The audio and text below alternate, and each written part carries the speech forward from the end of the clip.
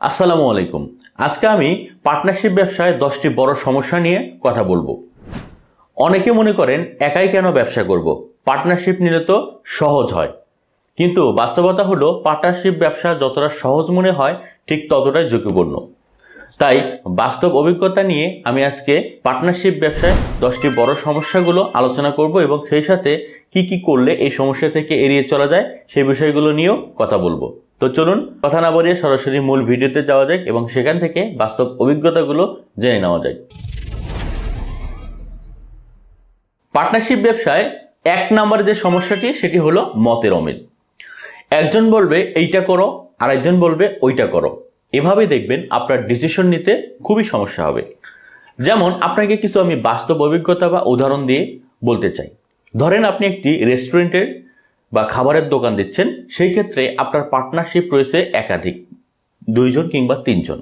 প্রথমত আপনার যে সমস্যাটি হবে, রেস্টুরেন্টের বাজেট নিয়ে আপনারা দেখবেন একটি ঝামেলা হবে।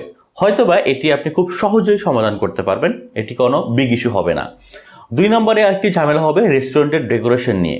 এটিও তেমনটা ঝামেলা হবে না, হয়তোবা আপনারা স্যাক্রিফাইস করে ফেলতে পারেন। 3 নম্বর যে ঝামেলাটি হবে সেটি হচ্ছিল খাবারের দাম বা প্রাইস নির্ধারণের ক্ষেত্রে। এই ক্ষেত্রে আমি সব থেকে বড় সমস্যা ফেস করেছি। যেমন আমি একটি উদাহরণ দেই, আমার মূলত ছিল পিৎজা শপ। তো আমি অনেকগুলো পিৎজা শপ ভিজিট করে দেখেছি, দেখার পরে সেই পিৎজা শপের দাম অনুযায়ী আমি আমার দাম নির্ধারণ করেছিলাম, কিন্তু সেখানে দেখা গেল অনেক লাভ কম থাকে। তো আপনি যখন কোনো খাবারের এরকম দাম কম দিয়ে রেস্টুরেন্ট শুরু করবেন, তখন দেখা যায় আপনার সেল ভালো হয় কিন্তু লাভ কম হয়। সেক্ষেত্রে যখন আমরা এরকম সেল ভালো দিচ্ছি কিন্তু লাভ কম হচ্ছে, তখন আমার অন্যান্য যে পার্টনাররা রয়েছে তারা ম্যাক্সিমাম সময়ে আমাকে এই ব্লেমটা দিয়েছে যে হচ্ছিল তুমি দাম কমানোর কারণে আজকে আমরা লাভ পাচ্ছি না। সো এটি হচ্ছিল একটি বড় সমস্যা। ইভেন ধরেন এমনও হতে পারে, যদি আপনি খাবারের দাম বাড়িয়ে দেন এবং সেই খাবারটি যদি না চলে, তাহলে দেখবেন হচ্ছিল এটাও আপনার কাছে ব্লেম আসবে যে তুমি দাম বাড়াই দিছো বিধায় এই খাবারটা কিন্তু চলতেছে না। এবং এটা আমরা সচরাচর করেই থাকি। এতে করে কি হয়, পার্টনারদের মনোক্ষুণ্ণতা তৈরি হয়, কাজের অগ্রগতি কমে যায়, কেউ যদি আগ্রহী নিয়ে কাজ করতে চায় সেটিও কিন্তু কমে যায়। সুতরাং এই খাবারের দাম বা যে কোনো পণ্য বিক্রি করার আগে সেটির দাম নির্ধারণের ক্ষেত্রে আপনারা যে কয়জন পার্টনার থাকবেন, সম্মিলিত এবং একদম একটা ডিসিশন নেবেন, কনক্রিট একটা ডিসিশন নেবেন, যে ডিসিশন যদি লাভ হয় লস হয় সবাই মিলে যাতে ওইটার বিপরীতে আপনারা বা কথা না বলতে পারেন।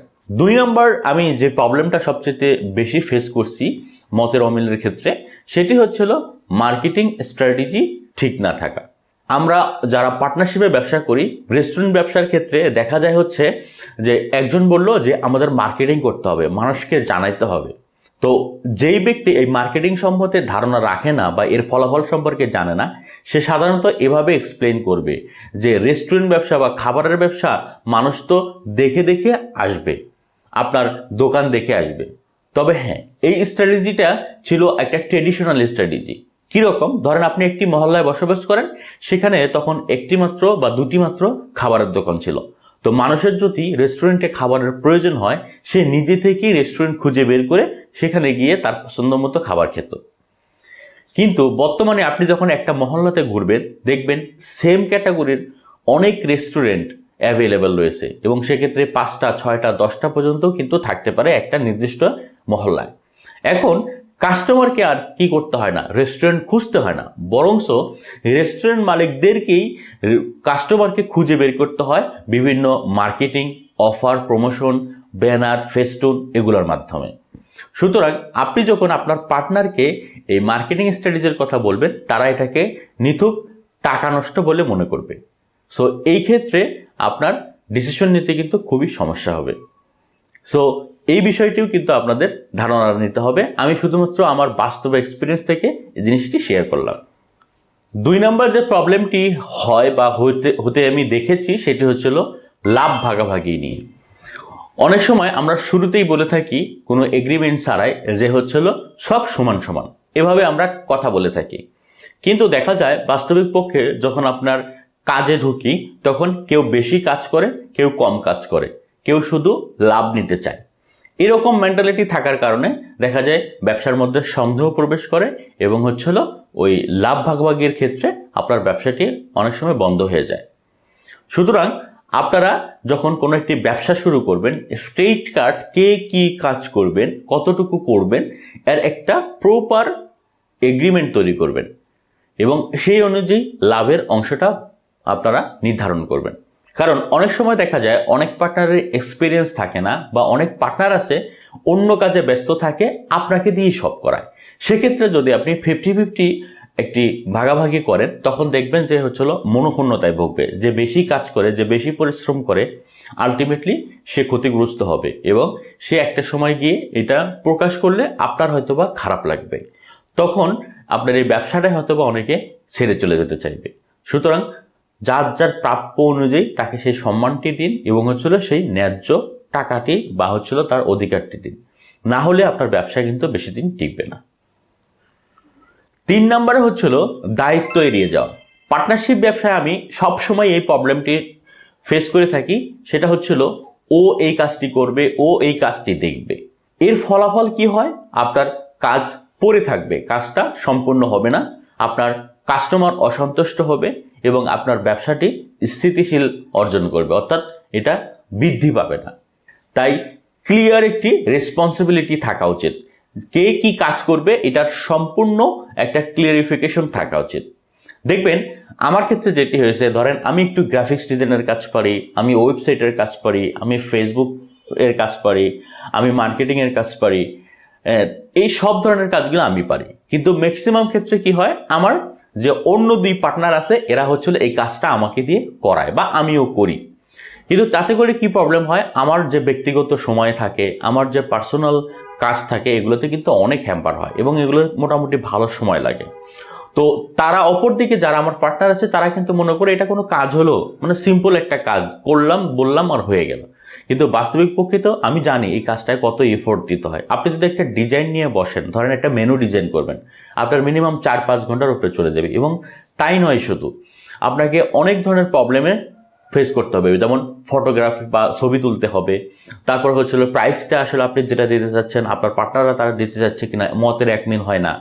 তো সেই ক্ষেত্রে এই ধরনের কাজগুলো আপনাকে ভাগ করে নিতে হবে। যেমন দায়িত্বের মধ্যে আরো কিছু দায়িত্ব থাকে, যেমন আমি রেস্টুরেন্ট ব্যবসার ক্ষেত্রে যেহেতু বলতেছি, ধরেন আপনার রেস্টুরেন্টে এমপ্লয়ি নিয়োগ দিতে হবে। সেক্ষেত্রে এই এমপ্লয়ি খুঁজে বের করবেন কিভাবে, ইন্টারভিউ নিবে কে, বা ফোন কল ধরবে কে, এই জিনিসগুলো কিন্তু আপনার অনেক পার্টনার স্কিপ করে যায়। কারণ একটা এমপ্লয়ি খুঁজে বের করা এবং ইন্টারভিউ নেওয়া, তাকে চয়েস করা, এগুলো কিন্তু অনেকে দায়িত্বহীনতার সাথে পরিচয় দিয়ে করতে চায় না। সো এটাও একটা কিন্তু আমি বড় প্রবলেম দেখছি। তারপরে দেখবেন যখন বেতন দেওয়ার সময় হয় স্টাফদের, সেই ক্ষেত্রে যদি আপনার কোম্পানির লাভ না আসে, যে মাসে ধরেন লাভ আসলো না, সেক্ষেত্রে কিন্তু অন্যান্য যে পার্টনাররা থাকে তারা কিন্তু ওই মাসের 10 তারিখ 12 তারিখে আপনার সাথে দেখাই করবে না। কারণ আপনি যদি তার থেকে 10,000 টাকা চান ব্যবসার জন্য, যে আমি এটা বেতন দিতেছি, তখন দেখবেন তার কাছে না থাকলে লজ্জাবোধ করতে পারে। সো এটা একটা বড় প্রবলেম হয়ে দাঁড়ায়। তারপরে দেখবেন যে মেইন যে ব্যবসাটা সামলায় তার ভিতরে সকল ঝুট ঝামেলা আসে। ধরেন এলাকাতে একটি সমস্যা হলো, তাকে এটা ফেস করতে হয়, কোনো এমপ্লয়ি ঝামেলা হলো, তাকে এটা ফেস করতে হয়। তো এই যে জিনিসগুলো একলা একলা করতে হয় অনেক সময়। তো পার্টনারশিপ ব্যবসায় যদি এই জিনিসগুলো সমানভাবে না করে, তাহলে দেখা যায় অনেক অনেক প্রবলেম হয়।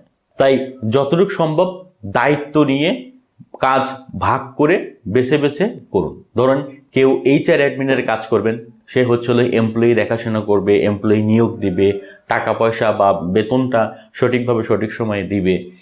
এই যে বিষয়গুলো, এগুলো একজনকে ভাগ করে দিন। আবার আরেকজনকে দিন রেস্টুরেন্টটাকে ম্যানেজ করার জন্য। রেস্টুরেন্ট আপনার কিভাবে পণ্য উৎপাদন হবে, কোয়ালিটি ঠিক থাকবে, কোথা থেকে সোর্সিং করবে, এই জিনিসগুলো একজনকে দিন। আরেকজনকে দিন মার্কেটিংকে। ধরেন আপনার কিভাবে বিজনেসটাকে ইমপ্রুভ করা যায়, কিভাবে আপনার আরো মার্কেটিং করে মানুষকে জানানো যায় আপনার একটি দোকান রয়েছে, আপনার একটি শপ রয়েছে। কারণ মার্কেটিং এর বিকল্প বর্তমান যুগে আর কিছুই হতে পারে না। কারণ যার যত বেশি মার্কেটিং, যত বেশি প্রচার, সে তত বেশি সাকসেস হতে পারে। 4 নম্বর টাকা আত্মসাৎ। যদিও আমার বিজনেসের ক্ষেত্রে এটি হয়নি, কিন্তু আমি অনেক ব্যবসায়ীদের কাছ থেকে শুনে দেখছি যে পার্টনারশিপ ব্যবসার ক্ষেত্রে সবসময় যে মিসম্যাচ হয়। যেমন আপনার ক্যাশে গিয়ে দেখা যায় দিন শেষে যে টাকা সেল হওয়ার কথা সেই টাকা নেই। অথবা দেখবেন যে টাকা সরিয়ে রাখে, যে ক্যাশে যে বসে ম্যানেজার অথবা পার্টনাররা বসে, তখন তাদের মধ্যে একটা সন্দেহ তৈরি হয়, টাকা আত্মসাৎ করার ঝুঁকি বেড়ে যায়। সুতরাং এইভাবে কিন্তু একটি ব্যবসা ধ্বংস হয়ে যায়। এবং আমার দেখা অনেকগুলো ব্যবসা রয়েছে, যেমন আমার দুলাভাই একটা ব্যবসা করেছিল একটা বন্ধুর সাথে, সেক্ষেত্রে সে কম সময় দিত, কিন্তু তার বন্ধু দিন শেষে যে টাকা আসার কথা দেখতো যে মাল শেষ হয়ে গেছে কিন্তু টাকা পাচ্ছে না, তখন সে বুঝতে পারে যে সে গোপনে টাকা সরাচ্ছে, এবং এতে করে তাদের ব্যবসাটি একটা সময় বন্ধ করে দিতে হয়। 5 নাম্বার হচ্ছিল সম্পর্ক নষ্ট হওয়া। ব্যবসা করি আমরা সাধারণত পার্টনারশিপে বন্ধুদের সাথে, ভাইয়ের সাথে বা আত্মীয় স্বজনের সাথে। সব থেকে বেশি যে ক্ষতিগ্রস্ত হয় সেটি হলো সম্পর্ক নষ্ট। সুতরাং ব্যবসা করতে গেলে পার্টনারশিপ ব্যবসা যদিও করেন, একটু বন্ধুবান্ধব আত্মীয় স্বজন থেকে দূরে থেকে পরিচিত লোকের সাথে যদি করেন সেটাও ভালো হয়, অথবা যদি ভালো বন্ধু বা পার্টনার পান সেটা আপনার চয়েস। 6 নাম্বার হচ্ছিল একজন সিরিয়াস আর একজন সিরিয়াস না। একজন যিনি সিরিয়াস সে দেখবেন সময় দেয়, আপনার ব্যবসায়িক প্ল্যান করে, তারপরে হচ্ছিল সে অনেক বেশি পরিশ্রমও করে। আরেকজন দেখবেন হচ্ছিল লেট করে সব কাজে। ধরেন আপনি একটি মিটিং কল করলেন ইমার্জেন্সি, সে এই মিটিংয়ে আসলো না বা উপস্থিত হলো না বা লেট করলো। অথবা দেখবেন যে তাকে একটি প্ল্যান করতে দিয়েছেন যে এই মার্কেটিংটা আমরা চালাবো, সামনে 16 ডিসেম্বর আছে, বা হলো ফেব্রুয়ারিতে আমরা কি মার্কেটিং করতে পারি, তাকে দিলেন, সে এটা করে না বা লেট করে, ডিলে করে। তো এই ধরনের যখন দুই মেরুর ব্যক্তি একসাথে ব্যবসা করবেন তখনই কিন্তু ঝামেলা হবে এবং আপনার ব্যবসাটি সব থেকে বেশি ক্ষতিগ্রস্ত হবে। তাই মতের অমিল থাকে এমন ব্যক্তির সাথে ব্যবসা না করা আমি বলবো উত্তম। 7 নাম্বার হচ্ছিল পার্টনারশিপ বেরিয়ে চলে যেতে চায়। পার্টনারশিপের ক্ষেত্রে দেখবেন যে অনেকেই হঠাৎ করে আপনাকে বলতে পারে, বন্ধু আমি তো দেশে থাকবো না, আমি বিদেশ চলে যাবো, আমি আর এই ব্যবসাটা কন্টিনিউ করবো না, সুতরাং আমার জিনিসগুলো আমাকে বন্টন করে দেয়। এক্ষেত্রে কি হয়, আপনার ব্যবসার শেয়ারটাকে ভেঙে যায়, আপনার ব্যবসাটাকে 2 ভাগ হয়ে যায়, এতে কাস্টমার লস হয় এবং একটা সময় দেখা যায় ব্যবসাটাই কিন্তু বন্ধ হয়ে যেতে পারে। আবার হঠাৎ করে কেউ যদি চলে যেতে চায়, তাকে যে আপনি একটা বিগ অ্যামাউন্ট দিয়ে সরিয়ে দিবেন সেটাও কিন্তু অপর পার্টনারের নাও থাকতে পারে, সেক্ষেত্রে তাদের হয়তো ব্যবসাটাই বন্ধ করে দিতে হয়।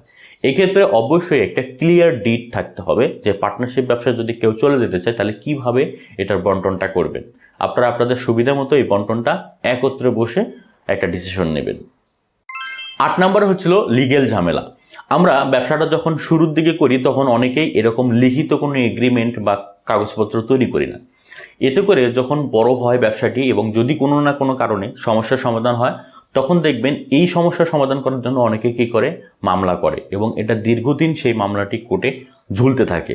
তো একটা সময় গিয়ে মারাত্মক সমস্যায় পড়তে হয়। সেক্ষেত্রে আপনারা শুরুর দিক থেকেই কোনো একটা অ্যাডভোকেট বা লয়ারের ডিসিশন নিয়ে একটা লিগেল ডকুমেন্ট আপনারা অবশ্যই তৈরি করে নেবেন, যে ব্যবসার ক্ষেত্রে যত খুঁটিনাটি আছে সব কিছু তার ভিতরে তুলে ধরার চেষ্টা করবেন। কিভাবে বন্টন হবে, কিভাবে ব্যবসায় লাভ্যাংশ আপনারা পাবেন, কিভাবে একজন পার্টনার চলে যেতে চাইলে চলে যাবে, সব কিছু যাতে তার ভিতরে সুনির্দিষ্টভাবে লিখিত থাকে। তাই লিগেল এগ্রিমেন্টটা পার্টনারশিপ ব্যবসার ক্ষেত্রে খুব বেশি ইম্পর্টেন্ট। সর্বশেষ আরেকটি বড় সমস্যা হচ্ছিল গ্রুপিং তৈরি করা। আপনারা যখন 2 এর অধিক 3 বা 4 জন পার্টনার নিয়ে ব্যবসা করবেন তখন দেখবেন ম্যাক্সিমাম ক্ষেত্রে গ্রুপিং তৈরি হয়।